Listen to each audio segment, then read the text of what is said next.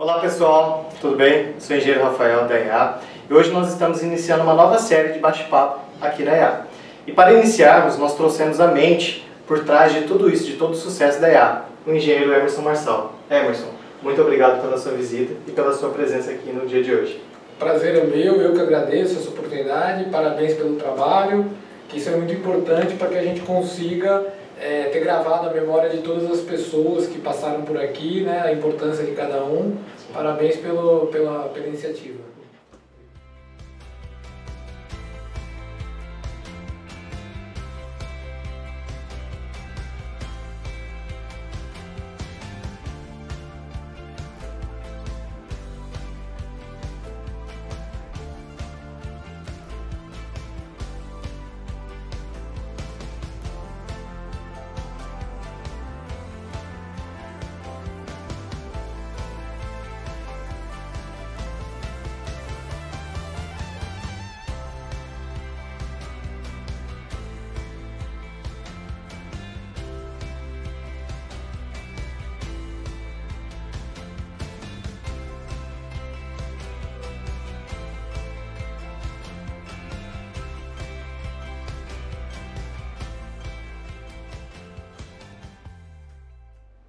Pessoal, o Emerson, ele é engenheiro civil formado pela USP de São Carlos. E eu gostaria que você falasse para o pessoal de casa quais são as suas outras graduações. Então, eu em 1989 eu entrei na Escola de Engenharia de São Carlos para fazer engenharia civil, né, com a ideia de fazer construções, né? E durante o curso, em 1992, eu fiz um curso de férias com o professor Eugênio Foreste, onde a gente teve contato com o tratamento de esgoto, né? Nesse curso aí, eu passei a fazer parte da equipe de pesquisa dele, né? Ganhei uma bolsa do Centro Nacional de Pesquisa, CNPq, onde já naquela época a gente trabalhou com uma estação de tratamento em fibra de vidro, um reator UASP para tratar 6 mil pessoas da cidade de São Carlos, né? Era pioneiro na época, né? Não tinham poucos reatores em fibra de vidro no Brasil. E a gente conseguiu grandes premiações naquele projeto lá, junto com a engenheira Lívia Romo Vilela, né? E com isso daí, partimos para fazer outros estudos de especialização, como mestrado na Unicamp e na USP, né? Sempre trabalhando com reatores em fibra de vidro. Nossa, que legal, bastante. Então foi uma época de bastante estudo, foi onde você teve o primeiro contato, então, com as estações em fibra de vidro. Exatamente, o primeiro contato foi na iniciação científica. E deixa eu te perguntar, de onde surgiu esse amor e essa paixão pela engenharia ambiental? Então, eu estava no curso de engenharia civil, como falado anteriormente, e eu estava meio desanimado com a engenharia civil, só construção de prédios, pontes, né, aeroportos. Eu gostava, mas não era a minha grande paixão, né? E eu estava até um pouco desanimado dentro da faculdade, mais ou menos no segundo do terceiro ano, né? Quando eu tive um curso de optativa, né? Foi uma optativa de saneamento básico.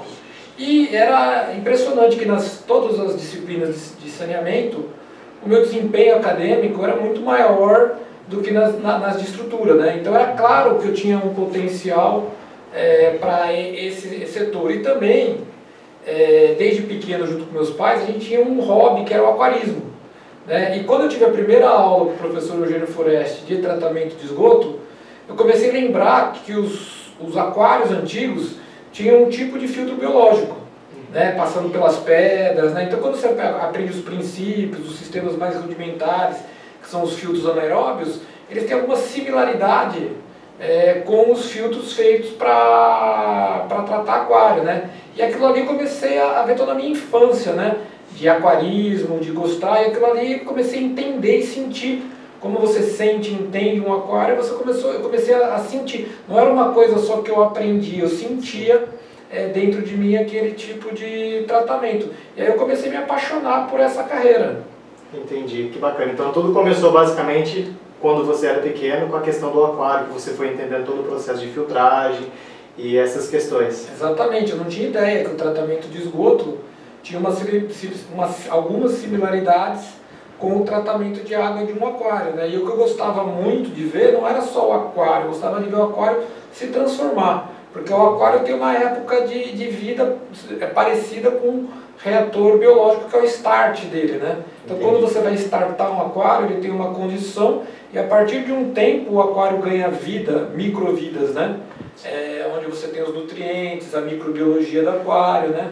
E é muito similar a partidas, os starts de reator. E quando começou a juntar tudo aquilo, eu comecei a me apaixonar pelo tratamento de esgoto. Entendi. Nossa, muito bacana. Na verdade, não é bem a engenharia ambiental em si como é hoje, né? Na minha época também não existia cursos de engenharia ambiental, né?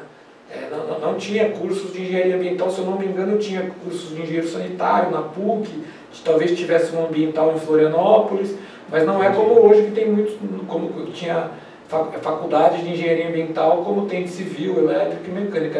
Era bem difícil encontrar a profissão engenheiro ambiental na época. E qual foi o momento que você soube que seria esse nicho de tratamento de efluentes que você iria se especializar? O momento de você saber que a profissão é sua é a mesma coisa que o momento que você conhece a sua esposa, que você ama. Você sabe na primeira vez que você encontra ela que ela vai ser a sua esposa. E o trabalho também, na primeira vez que eu vi o tratamento de esgoto, eu sabia, daquele momento em diante, eu sabia que eu queria trabalhar naquilo e troquei.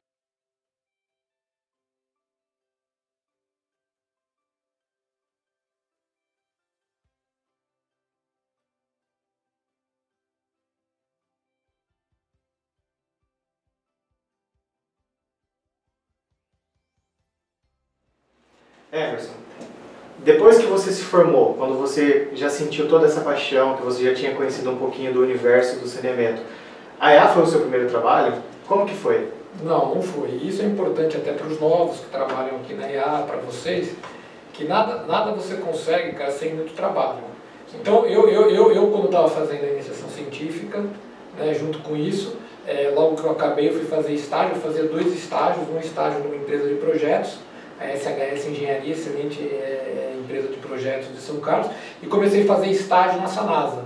Eu trabalhava pra caramba, né? Então assim, era estágio o tempo todo, e acabei tendo concurso dentro da Sanasa e acabei sendo funcionário, CLT, mas funcionário de uma autarquia municipal, maior empresa municipal do Brasil, que é a Sanasa de Campinas, né? A empresa responsável pelo saneamento da cidade. E ali foi muito importante, porque eu rodei bastante na época do estágio, eu rodei por toda a empresa de saneamento, desde captação de água, tratamento, perdas, distribuição, reservatórios, coleta de esgoto, tratamento de esgoto. Então eu consegui entender todo o funcionamento, 195, que na época era reclamação, hoje acho que não é mais 195, se eu não me engano, né? Que era onde você ligava para falta d'água, tudo, né? Então foi trabalhei muito com controle de perdas, como já falado, redes. Então foi muito legal, que eu fiquei assim durante um ano conhecendo toda a empresa de saneamento, que eu trabalhava na implantação de projetos. Mas depois, com aquela paixão, eu não era feliz. Foi muito importante, mas eu queria trabalhar na parte de tratamento de esgoto. Eu pedi para a diretoria na época a mudança para a área de tratamento de esgoto, despoluição de córregos, né? Onde nós fizemos trabalhos fantásticos lá de despoluição de rios, né? Através de estação de tratamento de esgoto, retirando ligações clandestinas, na qual apareceu inclusive na televisão, tudo foi elogiado pelo prefeito de Campinas na época, né? Tivemos aparições em jornais, que foi o primeiro córrego urbano despoluído no país, né? E esse trabalho aí me rendeu um bom progresso na Sanasa, né? Mas após isso daí eu tinha esse lado empreendedor meu, que eu queria ter minha empresa, e pedi mesmo concursado lá, pedi para sair da Sanasa, né? E para conseguir aí terminar a minha pós-graduação, para um dia poder ser um consultor de alto nível, né? Eu sentia que, apesar de ter bastante conhecimento já, eu precisava estudar ainda mais para poder me especializar. Prestei todos os concursos para mestrado, passei em primeiro lugar na USP, né? E acabei o meu mestrado lá em São Carlos, na USP, aí sim criando uma especialidade ainda maior em tratamento de esgoto. Então, logo após esse início do que você saiu da Sanasa, na época lá, foi que você teve essa ideia de começar a empreender. Então, antes de você sair de fato, você já estava com essa vontade de montar o seu próprio negócio, para você especializar num ramo e poder difundir ele pelo país afora? Como foi? Eu acho que é uma coisa interna que puxa você. Você não tem esses planos. Eu acho que nenhum empreendedor natural tem esse plano. Ela vem de dentro de você. Né? Desde pequeno você tem ideias. A pessoa que tem ideias, desde um cientista até um empreendedor, cara, ele não gosta de ficar preso dentro de um sistema e de um processo que engesse ele. E eu me sentia engessado. A minha velocidade, na época, era maior e incomodava. Eu não estava na mesma engrenagem da instituição que eu trabalhava. E eu precisava acelerar, mas não com o objetivo, na época, de ganhar dinheiro, porque eu queria ver as coisas serem realizadas. Eu queria ver estações de tratamento de esgoto serem construídas, eu queria projetar estações de tratamento de esgoto, E eu queria ser as pessoas que a Sanasa contratava. Ela contratava pessoas para projetar as estações dela, A gente era operador delas, E eu queria estar ali projetando, eu queria estar construindo as estações, mas nunca planejei. Eu nunca tive naquela época, eu era uma criança, eu tinha 27, 28 anos, eu saí da Sanasa, se eu não me engano, com 29, e trabalhei 4 ou 5 anos lá, e eu não tinha o objetivo claro de montar uma empresa ou ser um consultor ou isso, apesar de ter o sonho, mas não sabia qual que seria meu futuro. Ninguém sabe, A única coisa que eu sabia é a capacidade minha de trabalhar, Eu trabalhava demais, talvez eu trabalhasse todo dia 14 horas, 12 horas por dia, e estudava e era incansável. Inclusive, uma das reclamações da família é que muitas vezes eu estava com eles falam que eu estava no meu mundinho, até hoje falo, eu estou pensando no tratamento de esgoto o tempo todo, Isso faz parte, das pessoas que gostam e que amam a profissão, e as grandes descobertas às vezes não são no ambiente de trabalho. Muitas descobertas são feitas à noite sonhando, porque seu cérebro não desliga, as descobertas são feitas de repente num cinema onde você não vê mais o filme e está assistindo. Então foi mais ou menos isso que aconteceu na minha vida. Como foi a fundação da EA e os primeiros contratos? Então, quando eu saí da empresa de saneamento e fui fazer o mestrado, eu trabalhava, eu tinha a bolsa, e em determinado momento a bolsa acabou, e eu teria que ser consultor. Eu comecei a pegar alguns trabalhos, freelance, como autônomo, e naturalmente veio crescendo a quantidade de consultorias. Conforme você vai realizando bons trabalhos, pequenos trabalhos, entra numa empresa, resolve o problema de uma estação, dando consultoria, principalmente melhorando a qualidade das estações de tratamento, entendeu? Mas poucas pessoas aceitam o recibo de autônomo, principalmente empresas grandes. Então a gente percebeu a necessidade fiscal, a necessidade legal de você abrir a empresa. Então, dentro da minha própria casa, eu abri a EA, onde eu tinha até uma vergonha de chamar de empresa. Então, a EA, quando veio, ela veio com o nome de Escritório de Estudos Ambientais, e o próprio contador falou: se você não acreditar na sua empresa, ninguém vai acreditar, Então, ele me ajudou e deu o nome, Paulo, tira Escritório de Estudos e coloca Empresa de Engenharia. Então foi a ideia do contador. O contador falou assim: então, em vez de Escritório de Estudos Ambientais, ficou Empresa de Engenharia Ambiental. Ele queria que usasse empresa, que era mais forte que escritório, e engenharia, que seria mais forte que estudos, Então ficou Empresa de Engenharia Ambiental, graças ao contador da época que deu essa ideia aí, entendeu? Era EA já, mas não era Empresa de Engenharia Ambiental. E hoje, Empresa de Engenharia Ambiental, você digita, a que aparece em primeiro lugar aí no Google, nos buscadores, é a nossa empresa, E logo nesse início, depois que você foi realizando esses trabalhos, seu nome foi crescendo, a EA começou a ser divulgada, teve algum contrato grande, teve alguns contratos grandes que entraram, como que foi? Não, a EA abriu em 1999, e a gente cresceu muito rápido em termos de nome de empresas. E por que aconteceu isso daí? Pela qualidade dos trabalhos. Todos os trabalhos que nós pegamos, os primeiros 10 contratos nossos, nós solucionamos problemas difíceis, O primeiro ele foi na IP, a IP Agroavícola é um dos maiores incubatórios de pintinhos do Brasil, né? E eles tinham um problema sério de 5 multas consecutivas da CETESB, 4 multas, iam tomar a quinta, da qual nós fizemos um trabalho muito bem feito relacionados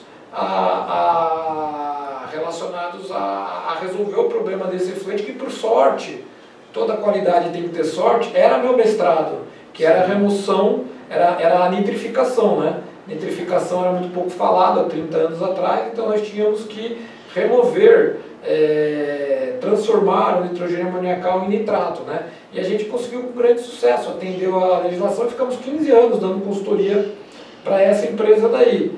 E disso daí, sem marketing nenhum, nós não tínhamos nenhum tipo de propaganda na época, a empresa era muito pequena, veio vindo diversos contratos e crescendo. Então nós tivemos contrato com a Nestlé, contrato com a Infraero, contratos com a Volkswagen, contratos com a LG, que eu me lembro inclusive contratos internacional, devido à IEP viemos com um contrato com a Laguasima, né, que era uma empresa privada de poios, de frangos, né, de pintinhos, lá da Venezuela, né, então fomos contratados para construir, o gerente da IP foi contratado para trabalhar na Venezuela, né, a Venezuela era uma empresa que tinha bastante empresa privada, essa empresa ainda existe lá até hoje, né, e construímos lá uma estação de tratamento de esgoto na Venezuela, mas como consultor, né, não como construtora. Me contrataram para ir lá e fizemos esse trabalho. Caramba, que legal. Então logo já no começo ali, 2, 3, 4 anos de empresa mais ou menos, foi que você já começou a ter o seu nome, a EA começou até a ser reconhecida internacionalmente, graças a esse trabalho, essa resolução de problemas difíceis que você citou agora, que foi o start inicial para que pudesse ter acontecido tudo isso, né, Emerson? Exatamente. Emerson, a EA, como você falou, ela é uma empresa de engenharia ambiental, mas o foco principal dela são as estações de tratamento de esgoto compacta. Queria que você explicasse para nós o porquê dessa ideia de ET compacta. Na verdade, o ET compacta foi uma maneira que veio de fora do Brasil. Tá? Essa é a realidade, mas eu não gosto muito de chamar de ET compacta. Mas o mercado pegou, então nós chamamos de ET compacta. Eu gosto de chamar de ET pré-fabricada, porque ela é fabricada dentro de uma fábrica, levada pronta para o local. Quando eu trabalhava na Sanasa ainda, eu corrigia projetos, e como eu era um engenheiro mais novo, eu corrigia pequenas ETs. Né? E os engenheiros mais velhos corrigiam as grandes ETs. E aí eu comecei a entender, e ler alguns livros a respeito, que todos os países do mundo, o grande mercado era das pequenas estações e não das grandes. Porque ambientalmente, cara, é terrível você ter 1 ou 2 estações de tratamento de esgoto na cidade. Por quê? Porque isso daí é o mesmo caso quando construíram diversas indústrias, né, somente em Cubatão. Quando você concentra a poluição, você tem uma maneira mais fácil de fiscalizar, concordo com isso. Como tem uma ET grande só, é mais fácil fiscalizar ela, mas se ela dá um problema, o impacto ambiental é muito maior. Então imagina você pegar uma estação aí para São Paulo, uma só, 20 milhões de pessoas, o rio limpo, e de repente essa estação para de funcionar, porque pode dar distúrbio. Ou seja, você tem uma poluição concentrada, onde vai levar o rio, que está vivo novamente, à morte. Então é ambientalmente inviável, e não tem como falar que uma estação de tratamento desse porte nunca vai dar, ou nunca vai gerar instabilidade. Sempre vai ter a possibilidade de gerar instabilidade, morrer o outro, porque é biológico, não é físico-químico. Tá certo? E isso daí, cara, é um impacto violento. Então, nessa linha de raciocínio de Cubatão, que foi um projeto errado, das grandes estações de São Paulo, eu comecei a perceber que pulverizar ETs era melhor. E vinha nascendo aí, no mundo, a energia solar, que seria uma energia possível de cada casa ser quase que autossuficiente no seu próprio telhado. Então hoje, a energia solar é uma realidade e ela gera mais energia hoje do que a hidrelétrica de Itaipu. O que nós temos de somatória de energia elétrica é maior que a hidrelétrica de Itaipu. E tratamento de esgoto também está caminhando para essa realidade. né? Muitas ETs hoje já são mais econômicas, né, do que uma ET grande, inclusive de operar. Por quê? Porque você consegue pegar produtos para ela de fabricação em larga escala. E quando você faz fabricações em larga escala, o preço cai. Tudo aquilo que você faz reengenharia e coloca num processo de produção, cai o preço. Então a grande realidade que eu não tenho dúvida nenhuma, antigamente há 30 anos atrás era um sonho, hoje é certeza, que as estações de tratamento de esgoto pré-fabricadas e compactas, elas vão ser melhor, mais barato, mais econômico. Eu tenho orgulho de ter sido um dos idealizadores disso daí aqui dentro do Brasil. E a fibra de vidro? Aonde que ela entra nisso tudo? Então, a fibra de vidro, além de ter sido feito na minha iniciação científica, em 1992, né, num projeto temático da FAPESP, junto com a Lívia e com o Eugênio Foreste, ela também, cara, ela apareceu na minha vida em consultorias, né? Tinha uma fábrica pequena que queria fazer alguns reatores em fibra de vidro, né, que me contratou para bolar um sistema unifamiliar para residencial para substituir a fossa filtro tradicional. Ele queria algo mais leve, mas eu achei super interessante, gostei e desenvolvi para essa empresa esse projeto, né? Foi um projeto muito bom, fez a empresa aumentar a qualidade dela, mas era uma empresa muito pequena, era uma empresa que não tinha feeling de investimento em engenharia. Eu gostava de engenharia pesada, né? Então, através disso daí, a Owens-Corning ficou sabendo que é uma multinacional de fibra de vidro e sabia que a Europa, Japão, os Estados Unidos tinha uma quantidade de consumo de matéria-prima, fibra de vidro, muito grande relacionada ao saneamento, tanto em tubulação como estações de tratamento de esgoto. E aí ela me contratou, ela fez um laudo do IPT, pediu para mim fazer um laudo, o meu laudo saiu igualzinho do IPT da USP, né, e eles decidiram, ó, vamos contratar o Emerson, né? E por sorte essa empresa Owens-Corning, aqui em Rio Claro, é a produtora nacional de fibra de vidro e me chamou para contratar o projeto Aquatex. O projeto Aquatex eu projetava várias estações de tratamento de esgoto, vendia para a Owens-Corning, a Owens-Corning dava o direito das empresas fabricarem, e 6 empresas no Brasil, uma na Argentina, começaram a fabricar isso daí, né? E eles fabricando isso aí, é claro, que aumentava o consumo de fibra de vidro, né? Não obrigatoriamente deles, que é proibido, mas pela qualidade, por tudo, e para fidelizar ao máximo possível os clientes, né? Acabava aumentando o consumo geral de fibra de vidro no país. E foi isso que aconteceu, né? Ao longo do tempo, foram vendendo-se cada vez mais, abrindo-se até inclusive outras empresas, e nesse contrato nós, da EA, ganhávamos royalties, né?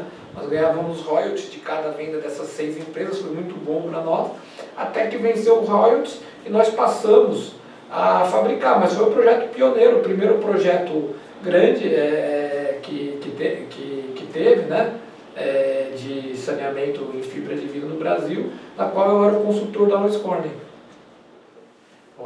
Emerson, qual o motivo das ETs compactas estarem fazendo tanto sucesso? É simples, é a repetição, né? Cada vez mais tem empresas sérias, a EA sem dúvida é a melhor de ET compacta que tem, né? Graças ao trabalho que vocês fazem aí. E é a reengenharia, porque o que acontece? Uma estação de tratamento não compacta grande, uma construtora, um consultor, ele constrói ela uma vez e na vida inteira dele ele vai fazer 10 ETs, 12 ETs, ou depende de consultores grandes. E quando você pega ETs pequenas, você faz uma quantidade muito maior, que nem a que já fez mais de 1000 ETs, entendeu? Então, ou seja, você aprende com o próprio erro, porque você consegue construir uma estação, ver os erros dela e depois construir de novo. Então, cada ano que passa, as estações da EA estão cada vez melhores, porque a gente tem o nosso setor de reengenharia, pós-venda, né? Então, o grande segredo das ETs compactas não é cálculo, só isso, é o conhecimento do processo inteiro, desde o processo de projetos, para projetar ela, desde um projeto de engenharia, de fabricação, de civil, de automação, de elétrica, segurança do trabalho, escadas, guarda-corpo, para-raio, né? Então tudo isso aí as nossas equipes vão estudando, otimizando. Então como ela é pré-fabricada, você tem os preços, os custos cada vez mais competitivos, muito diferente das ETs grandes, que cada obra é uma surpresa. Cada obra é uma obra diferente, porque quando você pega um projetista faz uma obra, quando ele faz o próximo projeto dele já é outra obra. Entendeu? Então você tem que cotar os riscos, os erros, as incertezas, né? Os erros de cálculos. Então fica aquela parafernália, inclusive legal, onde quem projeta não é o responsável por executar, e aí fica aquela briga quando a estação não funciona. Com a gente não tem isso, né? Quando você coloca uma estação de tratamento, a gente projeta, a gente instala, a gente dá um start e dá com laudo de funcionamento, ou seja, é responsabilidade 360 graus para a empresa, entendeu? Então esse é o grande sucesso da estação compacta. Antes, ainda se falava que o custo era mais alto e tal. Hoje o custo por litros por segundo, ele é menor do que as ETs grandes, tanto para OPEX quanto CAPEX, tanto para instalar ela, quanto na operação por metro cúbico. Hoje nós temos um preço mais barato que a Sabesp. Dentro de todos os sistemas de ETs compactos que nós temos na EA hoje, qual que é o carro-chefe da empresa? Não existe uma estação melhor, tá? O carro-chefe, o segredo da EA, aqui da nossa empresa, que diferencia são os engenheiros, tá? O lema nosso é aqui tem engenharia. Por quê? Porque aqui a gente pega os jovens de dentro da faculdade, forma eles aqui é mais forte do que um mestrado. Quem fica dentro da empresa 1, 2, 3 anos, aprende mais de saneamento que num mestrado aqui dentro, e aí você forma jovens disciplinados. A gente aqui dentro tem disciplina, tem reengenharia, tem uma empresa extremamente organizada, e ficamos com esses melhores profissionais. Quem fica na EA são os melhores profissionais. Os profissionais de nível médio, bom médio, acabam saindo, a gente fica só com excelentes. E esses profissionais, cara, hoje o nosso CEO começou aqui como estagiário, né? E ele é uma pessoa elogiada por todas as pessoas que eu encontro aí no mercado de trabalho, quando eu vou em algum congresso, quando eu vou em algum... colocar e falar assim, ó, o menino começou lá, hoje é um avião, né? Na palavra popular e coisa.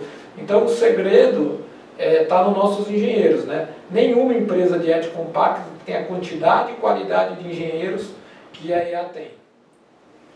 E falando em engenharia, como que foi o processo de implantação da reengenharia aqui dentro da empresa? Então, porque nós percebemos, cara, que quem mais nos ensinava eram os operadores das estações de tratamento de esgoto.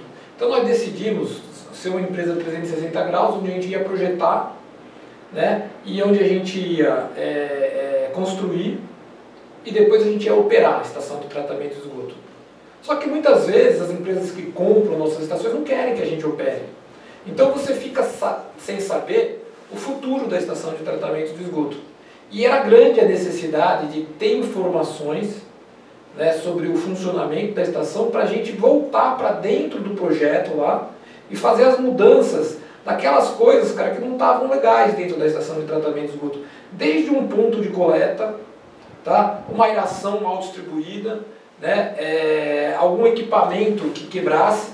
Então a partir daí nós fomos eliminando todas as coisas ruins, médias, e fomos colocando só as coisas excelentes. Então nós mudamos pintura, nós mudamos estética, mudamos distribuição, né? Então desde 2000, né, da empresa aberta, que a gente passou a mudar anualmente a nossa estação de tratamento de esgoto, né? Os nossos reatores, os nossos equipamentos, os nossos projetos, né? E se implantou o sistema de reengenharia aqui, que é o ciclo, né? Como a gente faz a estação várias vezes, né, para outros clientes, é como o carro, né? Você tem o modelo 2009, você tem o modelo 2010, e nossas estações também, todo ano elas vão mudando, né? Agora nós temos toda uma organização de engenharia, né? Que nós temos prazos para mudar, prazos para lançar as novas observações, né? Então eu tenho equipe hoje de pós-venda, né? A gente tem equipe aí, vocês têm, né? Equipes de pós-venda, vocês têm equipe de análise, equipe de inovação, tudo isso aí montando equipamentos cada vez melhores, ou seja, cada vez mais baratos, né? Com isso você reduz preços, a pessoa não fica só pensando só na qualidade, a qualidade nunca pode cair, mas você tem opções mais econômicas, né? Emerson, uma frase que a gente sempre ouve aqui dentro da empresa é que o sucesso ele só vem antes do trabalho no dicionário.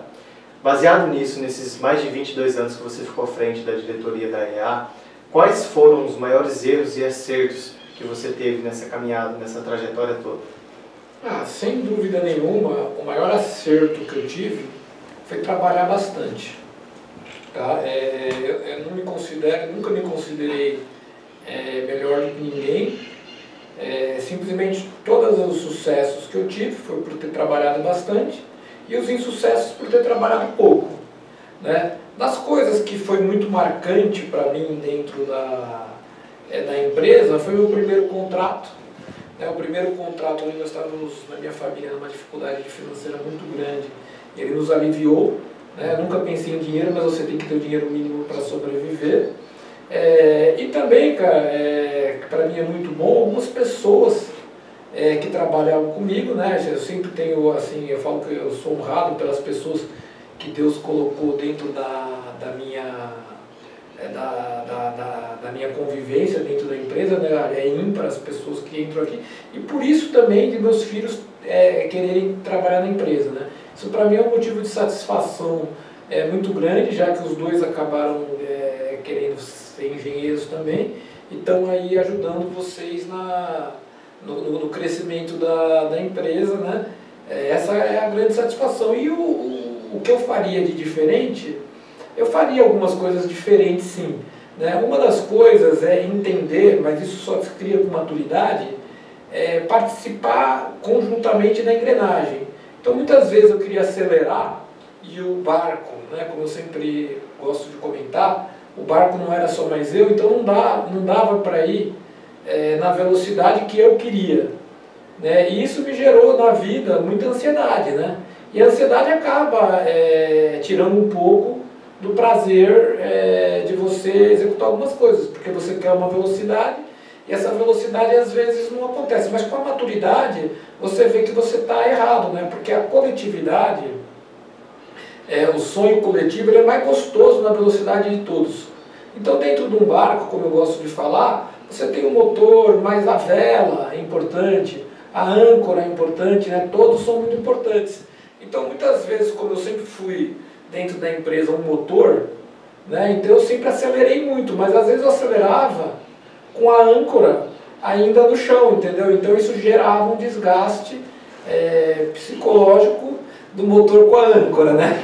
Comigo inclusive. Então isso daí é uma coisa que eu mudaria um pouco, eu planejaria um pouco melhor desde o começo, eu teria um pouco mais de calma, porque as coisas vão acontecer para vocês aqui da empresa, né? Elas vão acontecer, a IA é uma empresa que vai crescer e às vezes é um pouco mais de tempo que precisa, né? Às vezes você precisa de esperar um pouco, ter um pouquinho mais de sabedoria, então talvez tenha me faltado um pouco de sabedoria, mas eu só consegui enxergar isso, né? Eu só consegui ver isso agora, né? Depois com mais de idade, entendeu? Então é uma coisa que é um conselho que eu dou para os jovens, mas tem que trabalhar, cara. Não existe assim, ele é inteligente, ninguém é mais inteligente do que ninguém sabe mais do que ninguém fala melhor do que ninguém, tudo é trabalho. Se você fizer cursos de dialeto, de línguas, você vai saber falar português, você vai saber falar inglês. Se você não estudar, você não vai saber falar, entendeu? Então é claro que você tem mais facilidade para uma coisa, para outra, mas a dica que eu dou é não acelerar, mas trabalhar demais. Marco legal do saneamento. Não, eu acho que o marco do saneamento foi a maior evolução que existiu dentro do setor de saneamento nos últimos 40 anos. Tá, por quê? Porque simplesmente obrigou as empresas a tratarem esgoto até 2033, cara. Isso é fundamental, sabe por quê que é fundamental? Porque não é questão de ser contra ou a favor de privatização, não é essa a discussão que deve ser feita. Tá? Não importa o que você é a favor ou não, o importante é o seguinte, que hoje, como o peixe não fala, tá? E o peixe está lá recebendo esgoto na casa dele, milhões e bilhões de quilos de resíduos, cara, e eles não reclamam, cara, porque eles não sabem falar, entendeu? Então o homem, principalmente na modernidade de diversidade que nós temos, ele tem que atender, cara, as condições do rio para o peixe viver, porque é a casa deles. Você entendeu? E é a água que nós bebemos também. Então a discussão, cara, é muito errada relacionada a se você é a favor de privatizar. Não, eu sou a favor simplesmente de tratar até 2033. Se o governo tiver condições de tratar até 2033, que seja o governo. Se o governo não tem condições, que passe para a iniciativa privada. Ponto final. Para nós finalizarmos, o que você espera da EA para o futuro, agora que você não está mais na direção da empresa? Então, eu acho que agora, com as pessoas jovens, mais capacitadas, mais modernas que eu no aspecto administrativo, no aspecto comercial, no aspecto financeiro, eu acredito que a EA vai crescer, né? Vai crescer demais. As pessoas que estão aí no comando da empresa, né? São pessoas espetaculares, né? Eu não tenho dúvida nenhuma de que na gestão aí do Cláudio, junto com o do João, né? Eles vão conseguir, inclusive, acelerar o ritmo que a empresa vinha andando. Eu tenho muita fé de que vai melhorar muito a empresa com essa modernidade de pensamento dos mais jovens, né? Os mais velhos sempre tem que deixar o espaço aberto para os mais jovens crescerem se eles estão em maior velocidade. Você criar resistência, você está tirando toda a inovação, toda a velocidade de mudança dentro de uma instituição.